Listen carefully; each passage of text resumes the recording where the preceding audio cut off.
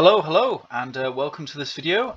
This one's just going to be sort of showcasing this sort of ship I've put onto the Steam workshop. It's the Triavrium Interstallar Mk1. So if I'll just do a quick little fly around, this is a bit more of a freeform ship in terms of styling. Started off at the back, I want to do tri-shaped engines, and the aim was to demonstrate the navigation lights, which are going to be in the next video. That's the little work area there where I demonstrate the circuitry. I had initially planned to do it all in one, but it just seemed like it would take a long time to get round talking about this ship. So after a little bit of a fly around, you can see some turrets there, fixed beam weapon, and these have got enough range so that when you're sitting in the cockpit at the top, you can focus pretty well up in front of you, but also there's enough room so that they will be able to shoot something behind you. Both turrets are set to auto fire on everything possible, but let's get to inside the ship. So if we go up to here, we've got a nice little button there. Platform comes down. Now I've not done any landing gear for this. It was more of a I just wanted to put a ship together to do navigation lights, but it kind of snowballed away from me. I can demonstrate a bit later, but the space stations that are built into the game that you fly to, this will sit nicely onto that landing pad, and you can actually exit and walk out from underneath the ship to go into the space station. So that's quite good. Right, let's get into the inside. So up the platform and into a nice kind of a cargo hold area. It's all sort of bare bones at the moment because I'm sort of lore-wise saying that this is a ship. It's an OEM, original equipment manufacturer, so it's kind of straight from the factory. This is the defaults you get on it, and of course the DERP Corporation.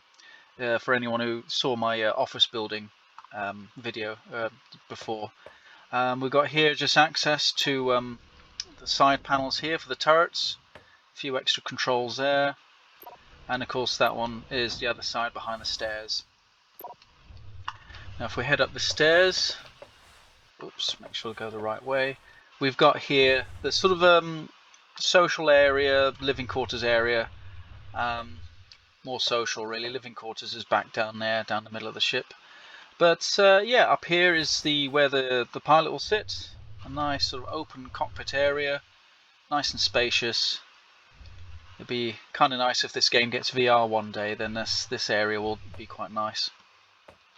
Situated behind here is the sort of the shipyard block itself. I just thought I'd put it behind something to keep it nice. Teleportation pad, tables and chairs. We've got behind this panel here is the lighting system. So if I turn it off, you'll notice that everything goes down in stages, and I thought I'd just add that little effect so you can switch it back on, and it's kind of like in Event Horizon when they switch all the lights on in the ship and everything just slowly turns on down that long corridor in the middle. This switch here will drop down the circuitry for the navigation lights. So you can see there's a fair amount of stuff. It's pretty much the timing for the lights, and also little messages which will pop up when you activate it and deactivate it, because I've got a built-in stop and start system as well, so that everything's just run from a single switch or hotkey controlled by the cockpit. Let's just change my selection to the link tool so I don't get everything highlighted so much. Right, let's send that back up, close that up. Right, yeah, so that's a little area. I did see-through walkways because it gave everything a bit more of an industrial, you know, bare bones effect.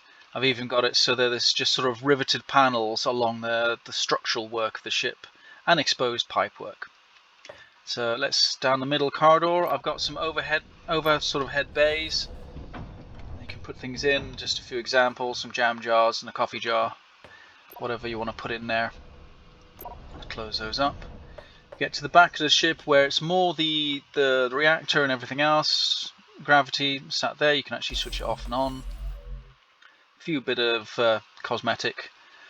Through these glass doors here, which is a similar design to the front doors on the office block I designed in the previous Starship video.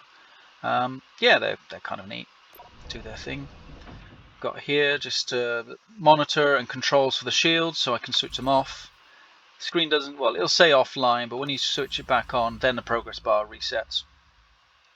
You've got a switch in the background that powers down the reactors themselves. And something I discovered the other day when I was building the navigation system is that you can actually link up a switch to thrusters and engines, so you can actually turn them off. I discovered that you can use a slider switch to control the power for the engines, which I thought was pretty cool. So if you're doing like a multiplayer ship and you've got like an engine room like here, you can get like another player to say cut the engines to 50% power or something like that, put more power into the shields. I haven't tested if you can do a slider switch on shields, but for engines you can get some good role play there, so you can tell someone just more power to the engines and off you go. But yeah, with this one at the moment it's just switches. So yeah, that is the switches on there. Open that up. A lot of times you'll see panels like that. That's just where I've hidden the logic for doors and stuff like that, just behind it. So close that. Last little bit of the ship is this crew quarters area, proper crew quarters. If I click those on, you get some nice beds folding out. It's a bit cramped and a bit close together, and I've got some handholds, you know, just cosmetic for people who want to climb up in the top bunks. I've got monitors there, and yeah, just all folds away. Just had fun really doing all these little extra bits once I've built the ship itself. And yeah, so I think that's enough of that. Let's just take the ship for a little spin. Go to there. So as I said before, a nice sort of view all the way around. Start this up. Take off. I'll go to the outside view. Ugh, okay, that's the worst view I should have chosen. Sorry about that. So you get a reasonable speed just pressing W. If I press shift into cruise mode, it picks up fairly well. And yeah, okay, you can get over 100 meters per second. So let's slow down a bit and we can do a scale. This large ship, cargo ship on the side, this is still a work in progress. I mean, it took me a few days just to do all the cosmetic stuff on the inside of this small one. So yeah, doing something for this much larger one is going to take a fair bit longer, especially if I'd get distracted making some fun ones. But let's see, will this actually fit on the inside? No, I've made it just a bit too big. But let's have a quick journey across to that space station over there. Interact, engage autopilot. Off we go. That was interesting. If I press tab while I'm flying along, you can see the turrets, they will rotate as well. We're just getting the front of them. They can gimbal lock if you turn round. They'll just sort of get stuck a little bit, but you'll have to figure that out if they do get stuck. I've just realised I've left the back open. Oh well, good thing we're not doing airtight systems at the moment. Yeah, and you can see the derp signage on the side. But yeah, so far it does all right. Here's the seems like I've come up to the space station. I'll go inside. Landing pad there. Is there anyone on it? Requested. Who's requested that? Oh, is there another landing pad? Oh, still got tab on. Okay, let's get onto this landing pad. So if I move in, I think I'm being attacked by something. No, they've run away. Right, if I just circle myself round, get to this landing pad. I'm not going to do a combat demonstration because when I tried it, it took a really long time with these little tiny little guns. Oh, I've done that wrong. There we go, autopilot. Go inside. I landed yet? Still landing. I guess it goes a bit slower with these larger vehicles. Right, there we go. So I click on the X, exit out. Now I do have gravity is installed. You can see one gravity generator there, another one back there as shown earlier. So you can go out into space and with normal walking around. like that one, he will stick to the ground. Oops, my speed's fast. So as you can see, I can step out, close that up, and it fits fairly well onto the landing pad. I can now actually walk down here through this bit, and actually it aims at the stairs. So it was unexpected, but it does pretty much fill the landing pad quite well. So yeah, one last little bit. I'll demonstrate the navigation lights, because that was pretty much why I built this thing. Come on, get close, open. There we go. Let's switch back to that. There we go. Close that. Oops. Come on. There we go. Undock. Let's just get away from there a second. I keep pressing shift as if I'm in Minecraft to run or something. Oh, I forgot what I was doing. Right, yes, tab, F4, tab again. Nope, tab. Right, so I've got hotkey 3 to turn off the lights. So hopefully the lighting system will be updated one day so that you won't get light pouring through blocks.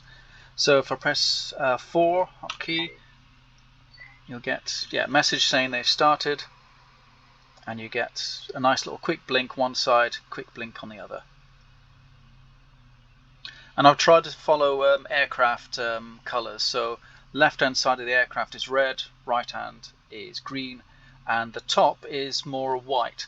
So you get a chance to, if you see the white beacon and only a green light, then you know the ship is facing this way, whereas it's facing the other way. And also the same if at the front. There's a chance to see the colour of the lights. And yeah, so that is that. You can press 4 again and it'll say navigation light shutting down. A little bit of sort of cross blinking because I've just sent another pulse of logic into the system, but then it all stops and it's ready to go again. And the logic for that I'll demonstrate in the next video. But there you go. This is I've written it down because I keep pronouncing it wrong.